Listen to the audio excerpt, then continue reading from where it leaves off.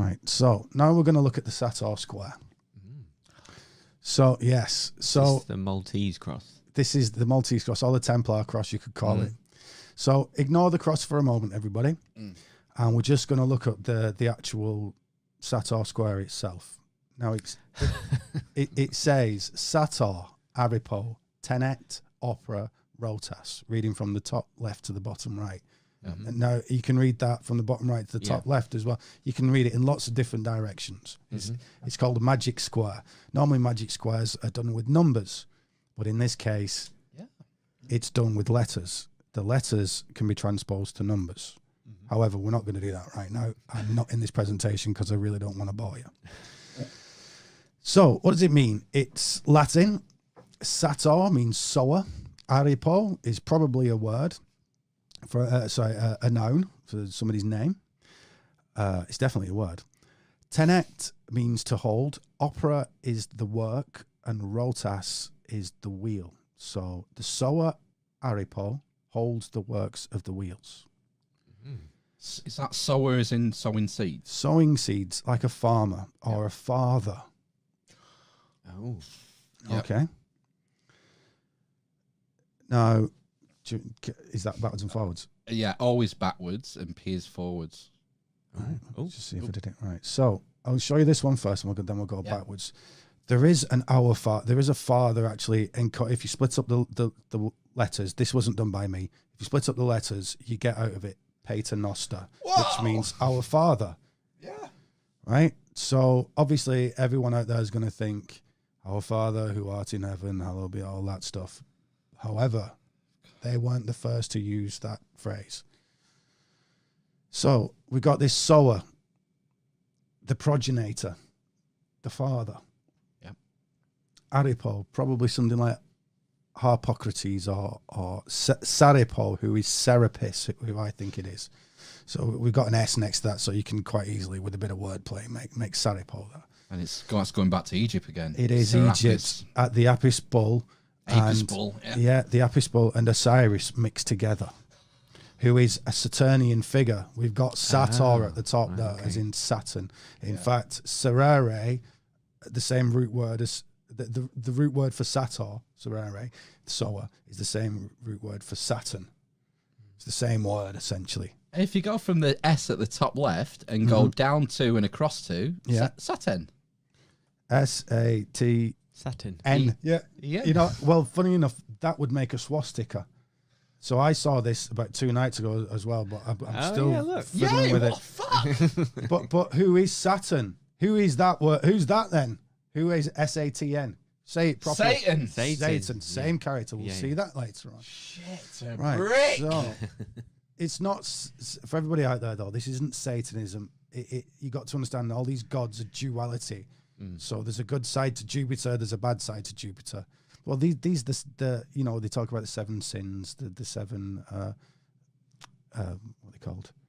7 sacraments in Christianity. 7, whatever. Seven's a big 7 number for virtues everything. and 7 vices is what I mean. Right. Yeah. So these are actually the 7 planets. So like things like gluttony would be Jupiter, but you know.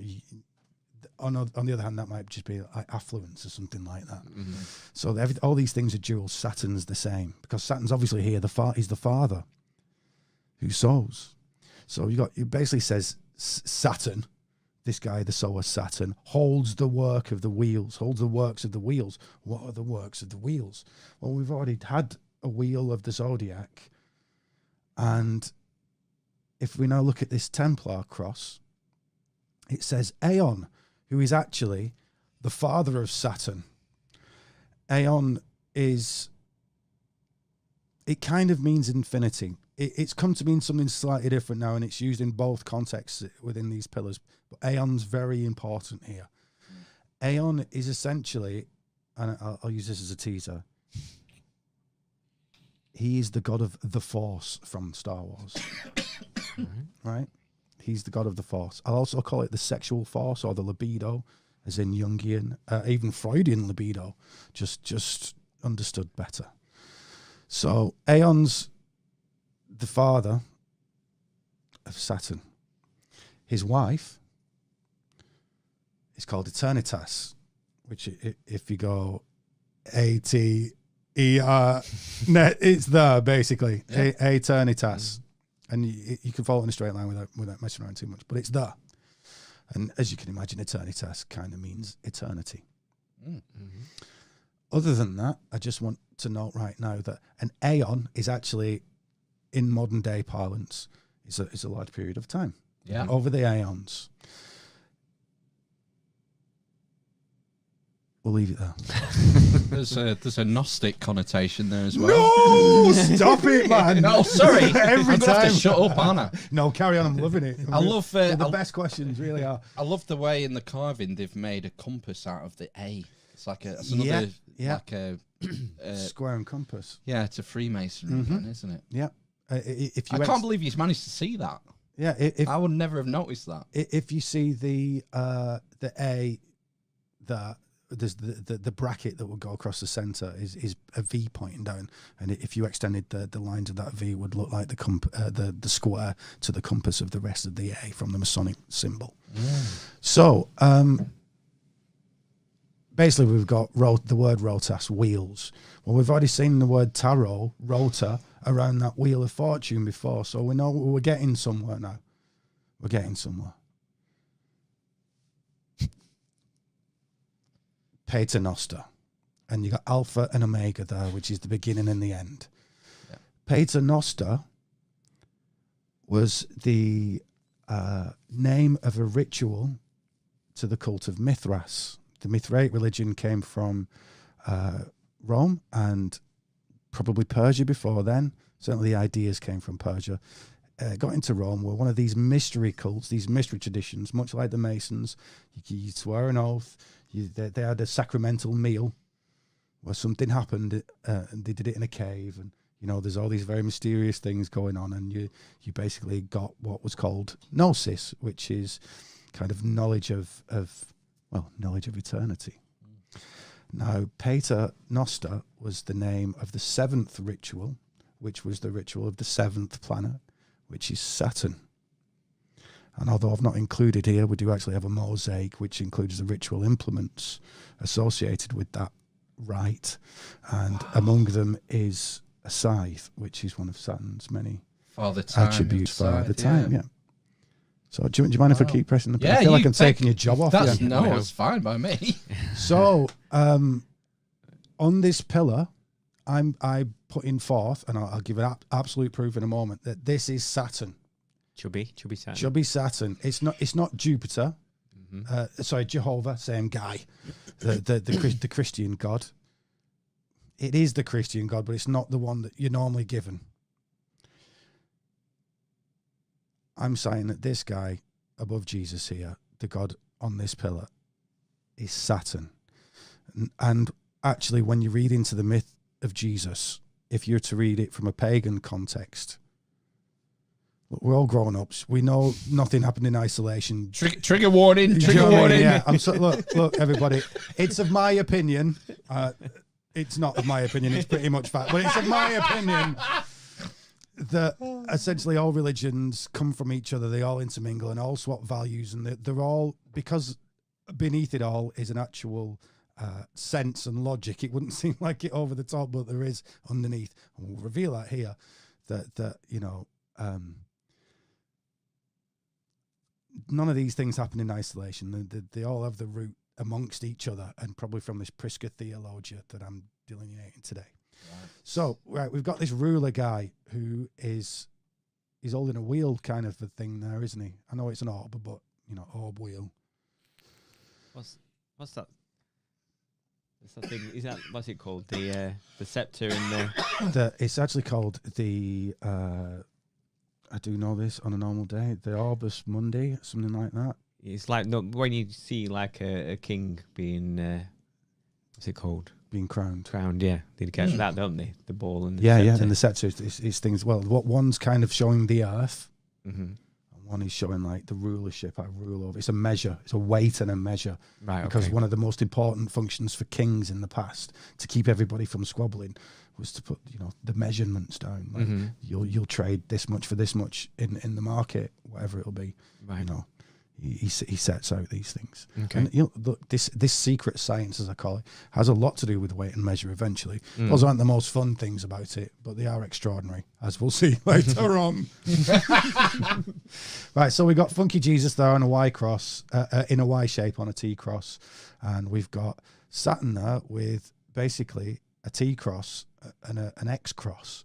So we're getting this double cross thing again. And if you look at Jesus's nappy, you can see it's in an X cross that looks very much like that ecliptic cross of the skull and crossbones. Galactic cross. The galactic cross, as I'm calling it. Yeah.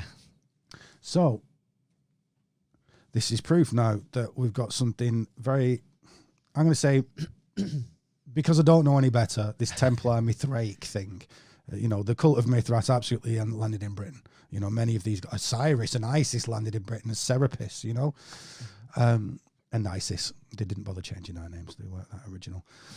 So what we've got here is, on the left, we've got this god Saturn, who, by the way, under his, our right hand, if we look at his right foot, if we're looking at it, there's that Sator Square underneath his right foot. Yeah. It's actually his left foot, but as we look at it, it's on the right. Oh, So that's another thing, saying Saturn, Saturn, Saturn. However, under his arm, he's kind of carrying a bag. Oh, God. And not an ancient handbag. on an ancient handbag. He's got an ancient handbag. And at the bottom of it is these two, this B looking thing on its back. Can you see that? It's like a letter B on its back. Is that the bigger one in the middle there? You look at the big one in the middle. Right, yeah, the middle. Yeah, I've blown it up for you in the middle. An Yeah, upturned B, capital B. B. Yeah.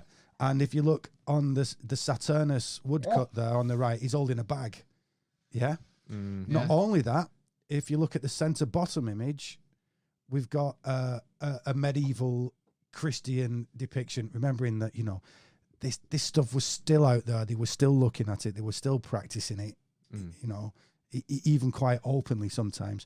This is from the so-called Lost Book of Nostradamus, where we see a picture of Saturn with it looking like a monk, or like getting a hermit vibe from it. He's got his scythe there to do his cutting. We'll go into this later. He's got one leg next to him. and he's got... Yeah, well, it's not, because if you see... Nothing's fucking by accident in any of this Not shit. at all. Well, Everything is there for a reason. He's got a peg leg on the next image. Yeah. So it's the same thing, right? And we'll see about this in a minute again. So then, if you look to that monk's our bottom left, it's got a B on its back again. Looking further left, we can see a shield. If we look further left on the left-hand image, there's like a black shield with these upside-down Ds. If you just flip that around your head, it's these Bs again. Well, this is the Anderton family coat of arms. Yeah. This Anderton family that owned this chapel, that had this church in it. That's a black shield for Saturn. Those handcuffs are a Saturnian symbol for lots of things, but essentially it's Saturn's power of limitation. I'm bound. It's his binding power. Right. Now, these Andertons might well have said in a Christian context, I'm binding myself to God. And actually that is true, but not the God that you think it is. Oh. So... Tease. Well, it's Saturn. So we've got this monk guy in his hand. He's holding essentially it's a Lancashire rose, but it's a wheel. It's a wheel. Yeah, I could see that. So we've had this wheel of fortune. We've got this scythe. We've got this one leg. We've got these handcuffs. This guy basically is Saturn. He's holding the handcuffs. Everything about him, to me, straight away said Saturn. On the pillar. The pillar, yeah. Mm-hmm. Our guy is Saturn. He's got the bag. He's got the globe, which we'll see come up a few times, which is absolutely related to the Wheel of Fortune and everything else that we've seen.